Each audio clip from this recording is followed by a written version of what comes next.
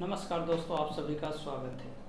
बहुत सारे लोग पूछ रहे हैं कि हमारे पास कास्ट जो है पुराने हैं, एनसीएल पुराने हैं, ईडब्ल्यूएस पुराने हैं, आवासीय प्रमाण पत्र ये सब। तो आप लोगों से निवेदन है कि एक बार नोटिफिकेशन को सावधानी पूर्वक पढ़ें। देखिए, नोटिफिकेशन अगर आप नहीं पढ़ेंगे तो बहुत बड़ी ब्लंडर आप कर सकते हैं। सबसे पहली बात, फॉर्म भरने में एक भी मिस्टेक करेंगे आप, जैसे अपने नाम, पापा का नाम, मदर नेम या डेट ऑफ बर्थ में बहुत बड़ी आपके साथ क्या होगी, धोखा होगी। तो पहली बात, जो महिलाएं सुन रहे हैं, देख रहे हैं, वो ध्यान रखिएगा कि फॉर्म भरने के समय आप स्वयं मौजूद हों और सभी जब सही हो तब जाकर उसको सबमिट करें। बहुत सारे लोग जो हैं अच्छे मार्क्स लाकर इस गलती के कारण बाहर हो जाते हैं। तो आप लोग सावधानी पूर्वक क्या है, फॉर्म भरने के समय ये सभी बातों पर ध्यान रखिए। अब हमारी बात है कि समस्या क्या है, तो इसको आप लोग देखिए।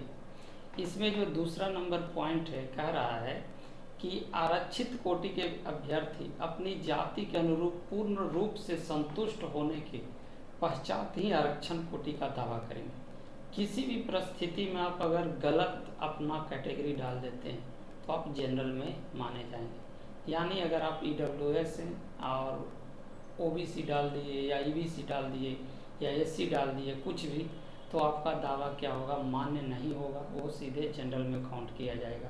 तो इतनी बड़ी वैकेंसी है, इतनी बड़ी मौका है, और आप अगर थोड़ा सा मिस्टेक, सिर्फ आरक्षण कोटि को गलत डाल देते हैं तो आप जनरल में ट्रीट किए जाएंगे, यानी आपका आरक्षण का दावा समाप्त हो जाएगा। तो इसीलिए क्या है कि आप ध्यान देंगे कि कोई भी मिस्टेक ना हो, डेट ऑफ बर्थ हो या नाम या पिता का नाम या आरक्षण कैटेगरी, ये सब जो 4-5 चीज़ें, इसमें आप क्या करेंगे, मिस्टेक नहीं करेंगे। इसके बाद देखिएगा क्या है कि अनुसूचित जाति, अनुसूचित जनजाति, तो इनको आरक्षण के लिए सिर्फ क्या है, कास्ट सर्टिफिकेट की ज़रूरत पड़ती है। और ये कास्ट किनके नाम के बनी होनी चाहिए, तो इनके पापा के नाम से। तो अगर शादीशुदा हैं तो उनके लिए बहुत बड़ी समस्या कि रह रहे हैं वो अपने ससुराल में, लेकिन इनको आरक्षण लेना है तो फादर के नाम से आवासीय होना चाहिए, फादर के नाम से क्या होना चाहिए, आपकी जाति प्रमाण पत्र। अब यहाँ आप देख सकते हैं, यहाँ लिखा हुआ है साफ कि जाति प्रमाण पत्र एवं स्थायी निवास प्रमाण पत्र मान्य होगा। किसके नाम से, तो सक्षम प्राधिकार, सक्षम अभी रेवेन्यू ऑफिसर होता है, उसी के द्वारा क्या होगा, मान्य होगा। क्लियर। अब यहाँ आगे चलिएगा, यही पिछड़ा वर्ग, अत्यंत पिछड़ा वर्ग, इसके लिए क्या है कि एनसीएल की ज़रूरत पड़ती है। अरे एनसीएल क्या होती है, तो दो तरह के लोग होते हैं। बहुत सारे देखिएगा कि फर्स्ट इंटर लेवल या बीपीएससी में छटाते रहते हैं, वो केंद्र सरकार वाला जो है ओबीसी को सबमिट कर देते हैं। तो केंद्र सरकार वाली जो ओबीसी है वो आपको काम नहीं आएगी, ठीक है। एक कौन सा काम आएगा, एनसीएल बिहार सरकार की सेवाओं के लिए बनती है, बिहार सरकार की सेवाओं के लिए बनती है, वही आपको काम आएगी। केंद्र सरकार की सेवाओं के लिए जो है वो काम नहीं आएगी, ठीक है। तो ये बात आप ध्यान रखिएगा कि बिहार सरकार का जो एनसीएल है वो आप बनवाएं, केंद्र वाला जो है अभी भी मौका है 3 दिन, आप ये 3 दिन में चाहेंगे तो बनवा लेंगे।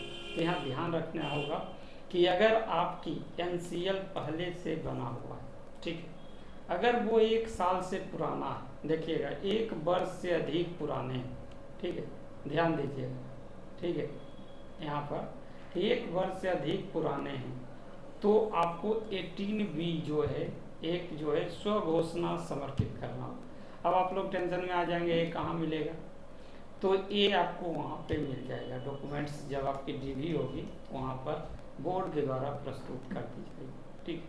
ऐसे घर से भी अगर फॉर्म में मिल जाएगा तो आप भर कर ले जा सकते हैं, 1 वर्ष से पुराना। अब प्रश्न उठ रहा है कि कब से, तो देखिए क्या है कि एक फॉर्म जब आई है तो इससे पहले सभी डॉक्यूमेंट्स आपके होने चाहिए। जैसे अगर कंप्यूटर वाला जो कह रहे थे अभी पिछले वीडियो में बताया था, तो उनका भी सर्टिफिकेट बनवा लीजिए, तो वो भी आपका सब बना होना चाहिए, नहीं कि बाद में बना होना चाहिए। जितने भी डॉक्यूमेंट्स हैं सब आपके, ये जो वैकेंसी आई है इस समय का बना होना चाहिए। बहुत सारा कन्फ्यूजन होता है कि वैकेंसी आ गई है, मेरा बना हुआ नहीं है, अब हम क्या करें। देखिए अभी भी मौका बनवा सकते हैं। सबसे बड़ी बात है ये देखिए कि आरक्षण का दावा करने वाली विवाहित महिलाओं का जाति क्रीमी लेयर रहित प्रमाण पत्र उनके पिता के नाम एवं पता से निर्गत होना चाहिए, न कि उनके पति के नाम व पता से। तो ये चीज़ आप ध्यान रखिए। लेकिन EWS में ऐसा नहीं, ठीक है। EWS में आपको जाति तो पिता के नाम से होनी चाहिए, ठीक है। लेकिन क्या है कि जब वो प्रमाण पत्र बनेगा, अगर शादीशुदा है तो आपके हस्बैंड के नाम से भी बनेगा, वो चलेगा, ठीक है। इसमें कोई भी समस्या नहीं, ध्यान रखिएगा। बहुत ही छोटा छोटा पॉइंट है, लेकिन यहाँ पे मिस्टेक कर जाते हैं, ठीक है। इसके अलावा देखिएगा कि ज़्यादा विशेष तो है नहीं, क्लियर। इसमें क्या है कि देख लीजिएगा कि ये सामान्य श्रेणी के जो EWS है, कमज़ोर वर्ग के लिए 10% आरक्षण दे है। और ये कह रहा है कि कमज़ोर वर्ग के पत्र एक सक्षम अनिवार्य आर्थिक रूप से लाभ नहीं मिलेगा। ये क्या है कि आय एवं परिसंपत्ति जो तिथि 1 वर्ष के लिए वैध माना जाएगा। देखिएगा कि अगर आपकी फॉर्म अभी आई है, ठीक है, अगर 6 महीने पुराने हैं तो ये आपका क्या होगा, वैलिड होगा। यानी अभी जो वित्तीय वर्ष 23 और 24 चल रही है, अगर आपका वित्तीय वर्ष 23-24 का है तो आप इसमें दे सकते हैं, नए बनाने की कोई आवश्यकता नहीं, ठीक है। तो छोटे मोटे चीज़ें इस पे आपको क्या है कि ध्यान रखने की योग्य बातें हैं। यहाँ जो अब सबसे ज़्यादा महत्वपूर्ण है, इस पॉइंट को पढ़िए, ठीक है। देखिए क्या कह रहा कि सभी वांछित प्रमाण पत्र प्रारंभिक परीक्षा के लिए ऑनलाइन आवेदन समर्पित करने की अंतिम तिथि तक निर्गत होना अनिवार्य है। यानी 11/11 रुक जाइएगा, 1 मिनट आप लोग रुक जाइएगा। फॉर्म भरने की जो अंतिम तिथि है, ये समझिएगा 11/11/2023, यानी बहुत ज़्यादा दिन है, समझ रहे हैं, बहुत ज़्यादा दिन है। तो कहा जा रहा है कि फॉर्म भरने का अंतिम तिथि यानी 2023 जो है 11/11/2023, इससे पहले का बना होना चाहिए। तो अगर आपके पास NCL नहीं है तो आप बनवा सकते हैं, अगर EWS नहीं है तो आप बनवा सकते हैं, कास्ट नहीं है तो बनवा सकते हैं, रेसिडेंशियल अगर नहीं है तो बनवा सकते हैं, कंप्यूटर वाला जो है वो बनवा सकते हैं। और ध्यान रखिए, अभी जो आप सबमिट करेंगे तो उसमें क्या क्या कह रहा है कि सभी प्रमाण पत्रों का प्रमाण पत्र वार नंबर, तिथि एवं निर्गत करने वाले सक्षम प्राधिकार का पदनाम ऑनलाइन आवेदन में अंकित किया जाना क्या होगा, अनिवार्य होगा। मुख्य परीक्षा में आवेदन में यही विवरण अंकित रहेंगे और काउंसलिंग या DV के समय ऑनलाइन आवेदन में अंकित प्रमाण पत्रों को ही मूल में प्रस्तुत करना अनिवार्य होगा। उपरोक्त वर्णित मूल प्रमाण पत्रों को प्रस्तुत नहीं करने के काउंसलिंग के समय कोई समय नहीं दिया जाएगा। तो देखिए, इसको सावधानी पूर्वक एक बार अपने से भी पढ़िए, यही समस्या है।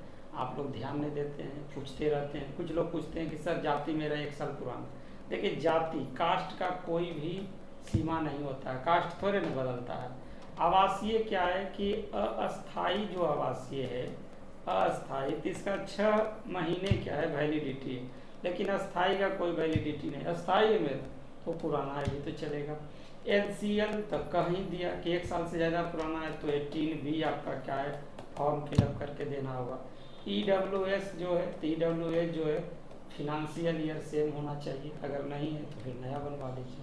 तो ये सारी समस्याएं हैं, आप ध्यान नहीं देते हैं इस पर, ठीक है। तो आप लोग आशा करते हैं कि ध्यान देंगे, सावधानी पूर्वक फॉर्म को भरेंगे। इसके अलावा भी अगर किसी भी प्रकार की समस्या आती है तो आप जो है कमेंट करें, मैं आपकी समस्याओं पर जरूर वीडियो बनाऊंगा, जवाब भी दूँगा। मिलते हैं फिर नए वीडियो में। Thank you.